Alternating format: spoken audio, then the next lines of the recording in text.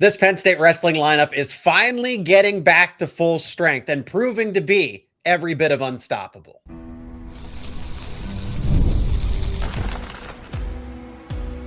You are Locked On Nittany Lions, your daily podcast on the Penn State Nittany Lions. Part of the Locked On Podcast Network, your team every day. That is right. You are locked on to Penn State Wrestling. And as always, thank you so much for making Locked On Nittany Lions your first listen and watch every single day. My name is Seyko, and I'm your host of the show, credentialed media member for both Penn State Wrestling and Penn State Football. Help me welcome back the voice of Penn State Wrestling. Jeff Byers is here to talk all things Penn State Wrestling on this Christmas edition episode. Merry Christmas to each and every one of you, to you and yours. And Jeff, thank you so much for taking time out of your busy schedule to talk Penn State making history with 77 dual meet victories in a row. Why that record will probably be never caught again with what Penn State is capable of. Nate Desmond, as this team gets closer to full strength, part of the reason they are that they might be back at full strength is because of someone like Nate Desmond being able to fill in for Aaron Nagao. But before we get to that, just overall, generally, you see the Flow Wrestling projections start to change, right? Penn State now has Josh Barr back in the lineup. But Jeff, it's seeing the lineup now at this point where you start with Luke Lillidahl and work your way all the way up. You have your murderers row now in place. You could even include PJ Duke in this, but for the veterans, Mitchell Messenbrink, Levi Haynes, Rocco Welsh, and Josh Barr, you could even say, well, PJ Duke and Shane Van Ness should be there as well. So this Penn State team getting back to form with the team that's going to dominate all season long and then eventually at NCAAs. Yeah, I mean, it's just a very special team with a lot of depth. And yeah, I think you're starting to see some of these younger guys show that they are every bit as good as many were projecting they might be. And I think it was a great opportunity, obviously, for guys like Marcus Blaze and PJ Duke to really get a good test against returning All-Americans, and both obviously responded very well. I think this is a team that looks forward to being challenged, looks forward to the opportunities to try to prove itself. And, it's a bunch of guys that just like to compete. And if you're a true competitor, you want to put yourself to the test against the best out there. And so I think they have done what they needed to do in the first portion of the season through the first couple of months, and obviously have set themselves up well for what should be an exciting Big Ten portion of the schedule. And then obviously the postseason, where Penn State will look to make even more history. And Penn State getting Josh Barr back in particular, really, because that's why this lineup started to fall back in the projections. I mean, that was the fact of the matter, right? Flow Wrestling or any outlet trying to, and I don't mean to necessarily call out Flow, but they've kind of been at the spotlight of this conversation that, oh, Ohio State's right there, and actually you could rank Iowa above them if you're going off of the fact that this Penn State team, you're not necessarily ranking PJ Duke and Marcus Blaze where they should be, but now they have those wins under their belt, right, Jeff, as you have pointed out here. And then Cael Sanderson being at 141, if you're projecting him on this team for the postseason, yeah, Penn State's going to take a little bit of a hit in the scoring. And then how do you rate Josh Barr since he hasn't wrestled a match to this point? What does he look like coming off of injury? Well, we know what Josh Barr looks like coming off of injury. And I think, Jeff, that's really what I want to hit on in this part of the conversation, is the fact that Josh Barr not only looks like he's recovered from his injury, but kind of looks like a little bit of a different wrestler too. Am I off to say that? I think Barr actually looks better, not only because he's recovered, but just seems like he's fresh, like he's refreshed beyond just being recovered from an injury. Yeah, well, listen, I mean, I think he had taken a leap in his wrestling, which obviously he was elite last year, but I think this offseason with training for the Worlds and with everything he was doing, I just think he got significantly better than he was a year ago, and he was pretty darn special a year ago. And yeah, I think they were very smart, very cautious with how they handled the injury.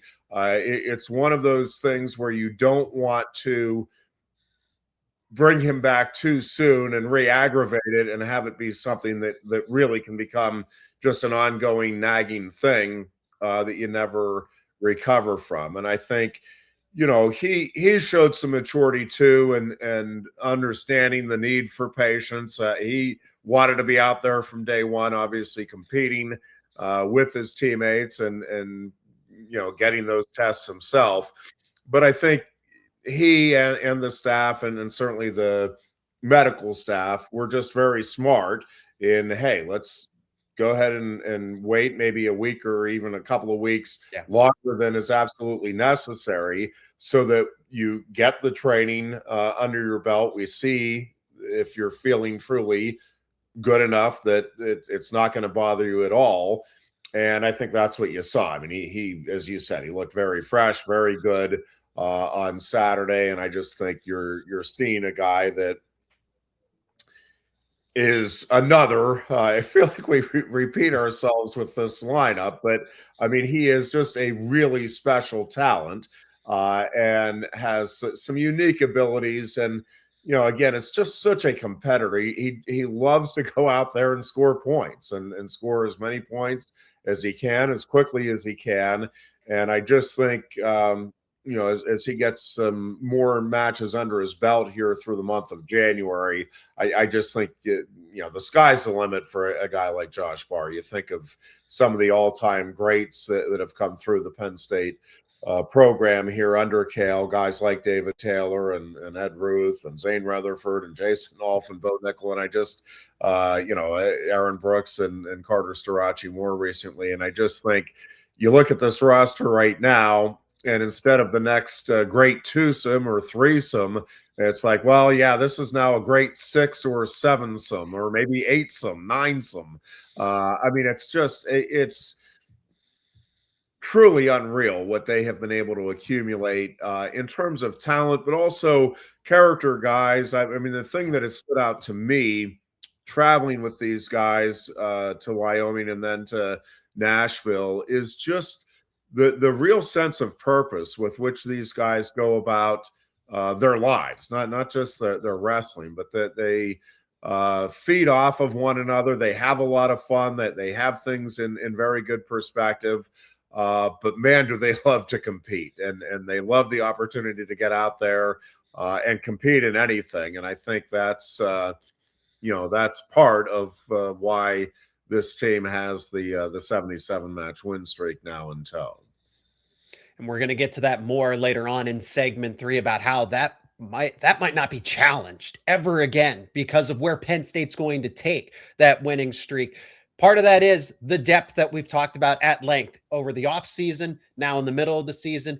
And then even when we think, the depth can't be more than this, right? You have Connor Mirasola filling in for Josh Barr. Then you see somebody like Nate Desmond emerge, not only defeating Luke Lillidahl at the Black Knight Invitational, but then moving up not one, but 2 weight classes to fill in where they definitely have needed him since Aaron Nagao's been sidelined. Is Desmond due for a breakout? Do we see this turn into a potential wrestle-off? That is coming up next here on Locked On Nittany Lions.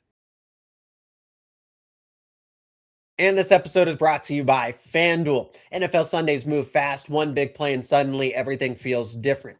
That's what makes live betting with FanDuel so exciting. You're not just watching the game, you're reacting to it in real time. With FanDuel, you can place bets as the action unfolds. Every drive, every momentum swing, every highlight moment. Live betting is best when the game starts to shift. A receiver gets hot, a defense tightens up, or the momentum flips after a turnover. FanDuel lets you jump into that moment. You have live spreads and money lines that adjust instantly. Player props update as guys heat up. You can also bet next touchdown scores, drive results, totals, and more. It keeps you locked into every snap, every drive, every possibility. You can bet on NFL football. You can bet on college football as well. Lines are available for Penn State versus Clemson in this upcoming bowl game. Penn State is a 3.5-point underdog, plus 128 on the money line, minus 154. If you're thinking Clemson, the total is set at 48.5. If you like those lines, you can bet them over at FanDuel.com or the FanDuel app. If you want to be right in the middle of the action this season, visit FanDuel.com and place your NFL live bets. That's FanDuel. The game moves fast, and so can you. And again, thank you so much for making Locked On Nittany Lions your first listen and watch every single day. And thank you for making Locked On the #1 sports podcasting network out there. If you haven't already, go check out our all new Everydayer Club. If you're not familiar with it yet, what is the Everydayer Club? Well, the Everydayer Club gives you inside access to Locked On Nittany Lions. You get access to an ad-free audio feed for Locked On Nittany Lions, and it's compatible with Apple Podcasts, Spotify, and every other major podcasting app. You also will get an invitation to a members-only Locked On Everydayer Discord server, which includes a group chat just for listeners of the show. Go to LockedOnNittanyLions.supercast.com, or you can tap the link in the show notes to learn more and sign up for the Everydayer Club. This Penn State wrestling team continues to surprise us even further. And, I'll speak for myself here because I know Jeff knows this team a lot more in and out than I do. But Nate Desmond, just with the original plan of essentially being the backup to Luke Lillidahl. And hey, this guy, talented prospect, one of the best prospects pound for pound, but gets kind of forgotten because you have Marcus Blaze, PJ Duke, technically Masanosuke Ono in this class of 2025 when it comes to the new wrestlers that were a part of the recruiting class. So Nate Desmond, as talented as he is kind of going to be forgotten to an extent, kind of like William Hankel is. But those guys, they're just as elite. They just don't necessarily have that one-way path into the lineup for this season, respectively. It's not to dismiss Duke and Blaze, but it also, when the need for it, Desmond could go in and be a starter. Well, now we're actually seeing that, but he's doing it so uncharacteristically. Jeff, please feel free to correct me. I don't know that anybody would have thought that Desmond was going to bulk up 2 weight classes, whether it's on a temporary basis or maybe this turns into a wrestle off here, where now Desmond is filling in at 141, doing it very well. And if he continues to work at this weight class, then things get really interesting. But I guess here we start with the perspective of just how important Nate Desmond has been this season when we didn't know if he would contribute at all. Well, and I think it speaks volumes about this team and Desmond in particular. When we talk about being selfless, this is what we're talking about. A guy that is willing, and now he may not need to sacrifice the season, and certainly that's the hope right now, right? His best case scenario is that he retains his red shirt.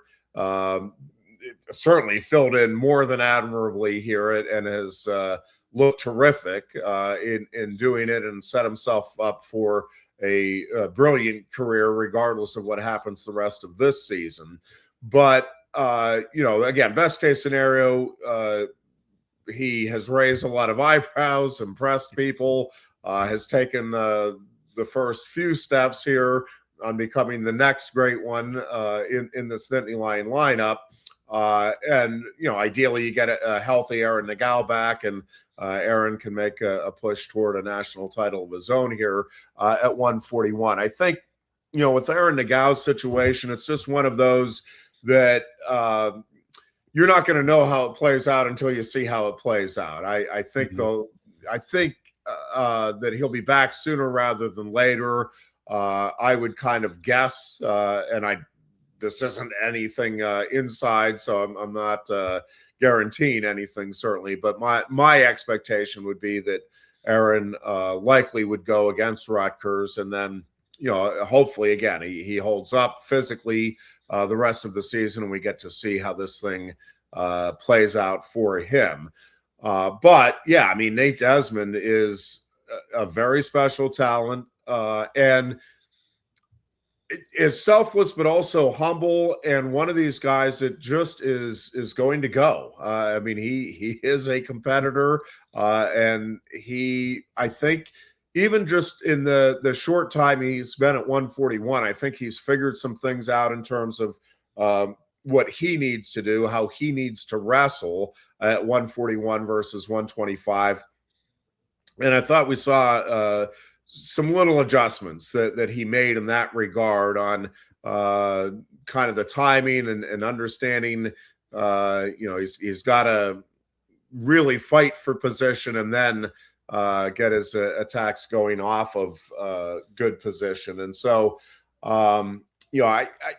regardless of how this season plays out, I think Nate Desmond has certainly shown that there is a lot of reason for Penn State fans to be excited about seeing him in the future, whether the future is now or looking toward next season. He is again the next in this long line of great wrestlers that Penn State is producing.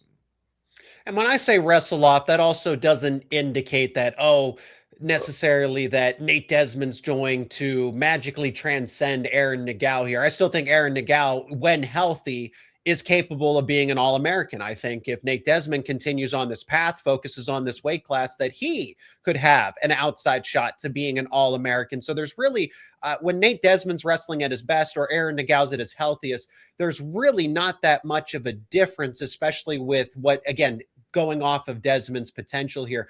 Me pointing this out kind of has to do with the fact, okay, what if Aaron Nagao isn't close enough to 100%? And then there's a gap, there's a window of opportunity for Nate Desmond to potentially say, I'm going to be your best option at 141. I know that I have a red shirt that ideally you would like me to take this red shirt, but if I give you what's best at 141 this season because of some circumstances that have changed here, that's what I'm trying to. It was kind of the same thing when Cael Sanderson said, at 197, Connor's really wrestled his tail off.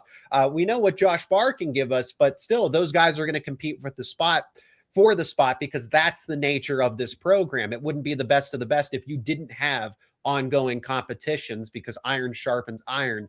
Nevertheless, Jeff, let's add some perspective to this. How much of a challenge it is to bump up not one but two weight classes here for Nate Desmond, especially when the intention was for him to be the lightweight backup to Luke Lillidahl. Yeah, I think it really comes down to the mindset. I mean, great wrestlers are great wrestlers, and Shane Van Ness can go in there and roll around and certainly more than compete with the Tyler Kasaks and the PJ Dukes of the world. And so you see that all the time where a guy will wrestle against guys a weight or two up or down from him in the room, and he gets some great matches. But great wrestlers are great wrestlers is one part of it. But going up two weight classes in your first year of college, it does take that mindset of, hey, team needs me, I'm going to do this, and I will figure out what I need to do to make it happen and to make it work. And there's no question he's earned the wrestle off. I mean, he's won all of his matches. He's done everything you can ask. So and really the same thing with Connor Mirasola and Josh Barr. I mean, Connor has earned the right with what he's done through the first couple of months to have the wrestle off. Now, I think a healthy Aaron Nagao and a healthy Josh Barr are, again, a couple of the better wrestlers in the country at their weight class. Josh, I think, elite. And Aaron Nagao, I think, right in the mix, again, when healthy and feeling good. And so, I think they would prevail in wrestle-offs, but there's no question that those two, Nate Desmond and Connor Mirasola, have earned the right to have the wrestle-off and to have the conversation here about having the opportunity to earn that starting spot. Elements of this conversation have been, if everyone can identify them, have been sprinkled out to why Penn State has been able to make this kind of history as we pivot. 77 dual meet wins in a row. It is unprecedented. It is something not to bat an eye at. And it's elements like the depth, having options, having that elite competition day in and day out where this guy's the starter. His spot's not guaranteed. It's all those things and then some to how Penn State got to this point. So we're going to talk about that more here and why this streak may go unchallenged for the rest of history. I'm willing to declare that. That's coming up next here on Locked On Nittany Lions.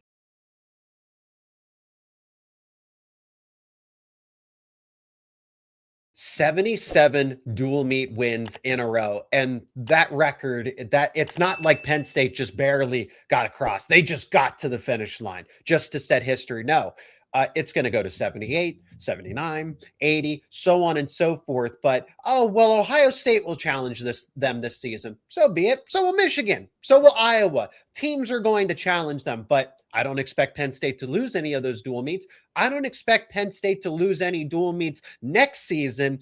And do we want to go ahead and say, well, the season after that, it's because of the continuity in this lineup. I mean, Jeff, aside from Levi Haynes, and I know Tyler Kasak's going to return, Braden Davis as well, Masanasuke Ono, so there's going to be some shuffling. But for the most part, that Levi Haynes is departing next season. That's why I can sit here and declare that, well, Penn State, you should expect them to go undefeated this season, expect them to go undefeated next season. So that means the record, we might be talking about 100 dual meets in a row before this is even remotely challenged, that Penn State loses one. So the record never going to be sniffed by any program in wrestling history, probably maybe long after you and I are gone, Jeff. Yeah, I mean, I'll never say never because we've seen crazy things happen in sports, but it's going to be very difficult, I think, with what I think the landscape is going to look like in the future, where I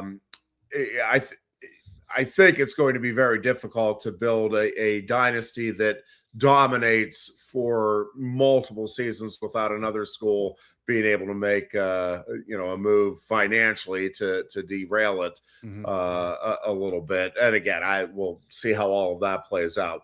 Regardless of how much longer it does or doesn't go on, what this program has done to get to 77 really is impressive. And to me, this is one of those records that you do or should take a lot of pride in as a program, because this isn't, a team or a group of individuals that went out and got it done. It's, different guys on different nights not feeling well, sucking it up for the team, different guys stepping in for injured teammates and, competing and giving their team a chance to go out and win. And, everybody's going to have their off days. Everybody's going to have, a day where you're catching somebody at their best when you're off of your game a little bit. And so to prevail at a conference like the Big Ten with that type of consistency and the number of guys, 58 different individuals have been in the lineup for Penn State during this 77 match win streak.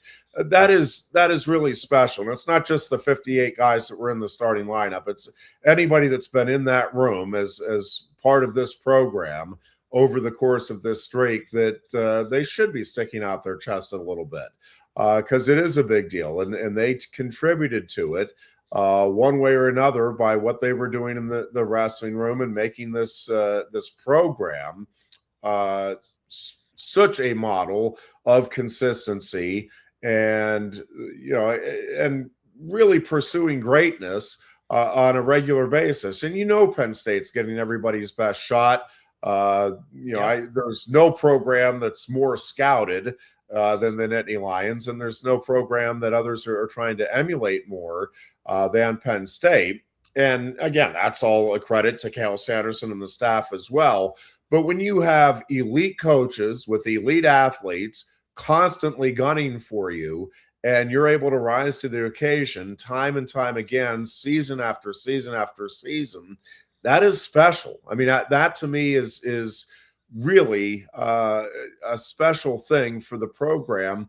And it's one of those things that you can boast about for generations to come if you were part of it. So I think it's neat because it even takes that, we talk all the time about it's an individual sport, but it's really important to have that team component.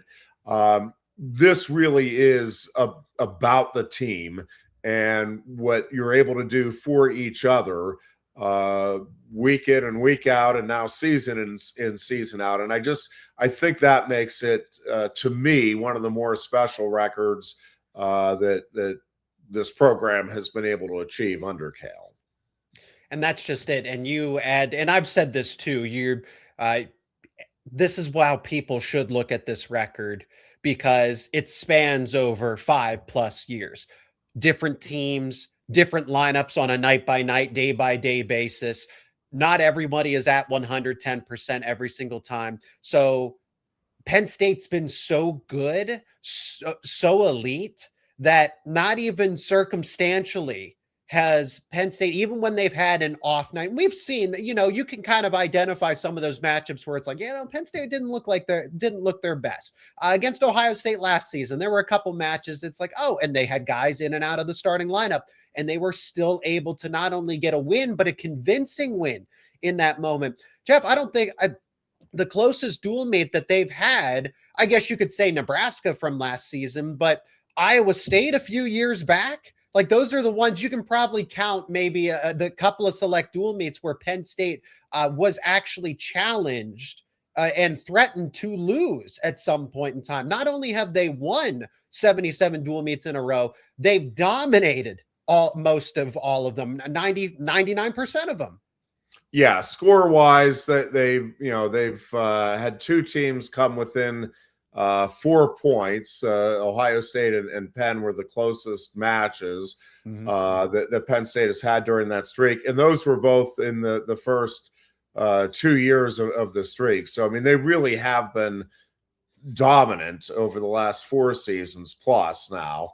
And yeah, I guess you said, I mean, they've gone against some really good teams, and teams again that are gunning for Penn State, and Penn State has had some off nights, or at least has had some guys that, again, whether it's they're just a little off or they're under the weather or whatever it might be, but they just find a way to not only win but really very consistently here, even against elite competition, as a team and as a program, they have been dominating the sport. And it's to me, it goes down as this 3-year run, going back to the NCAA tournament 2 years ago, and then last year's team and this year's team.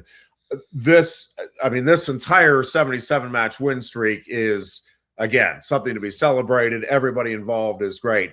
This 3-year run, this being the third of the 3-year run that Penn State is currently on, is truly unprecedented. We've never seen anything even close to this in the sport of wrestling, where you've had so many individuals in one program on one team just win so consistently at the highest level.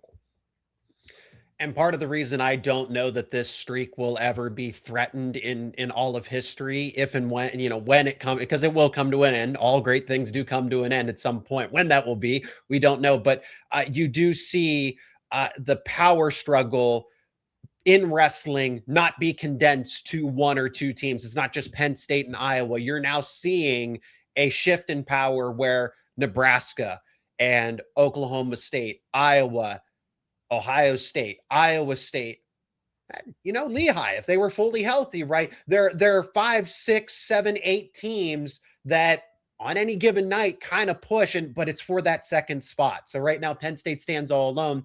At some point, there is going to be that regression where the group actually catches up and takes some away. But that's why we're never going to get to a point where it's like, 70, 80 matches in a row. It's because that struggle is so spread out to where there are 5, 6, 7 teams that are all kind of equal to each other, battling for that number 1 spot. Sure. Yeah, no. And there, yeah. And I think there's a lot to be said for, I go back to the whole, so what campaign that Cael had, which, you're not feeling well. So what? Are you going to let that derail your dreams or your goals or aspirations tonight? Girlfriend broke up with you. Well, that's a bummer. So what? Are you going to let that derail what your purpose is here in this match, or even looking ahead to the rest of your life? Like, it's keeping things in perspective. It's understanding how to prioritize and compartmentalize the different elements of your life. And it's just, it's one thing to talk about those things. It's another to clearly demonstrate it and get kids to buy into it to the degree and with the consistency that these kids in this program clearly have done over the last going on 6 seasons now. Ladies and gentlemen, Merry Christmas. Happy holidays. Thank you so much for spending part of your holiday here on this edition of Locked On Nittany Lions. That is where we're going to cap this conversation. He is Jeff Byers, the voice of Penn State Wrestling, the expert himself. Links to his work outside of wrestling will be down in the description. My name is Zach Seyko, your host, as always, for daily updates around your favorite Penn State sports teams. If you are new to the show, subscribe to the YouTube channel and wherever you get your podcasts. Jeff, Merry Christmas. Happy holidays to you and yours. Thank you again so much for taking time out of your busy schedule over the holidays to talk some Penn State wrestling. Really appreciate it as always, and can't wait for our next conversation. Absolutely. Merry Christmas and Happy New Year, and look forward to the wrestling that comes with the new year.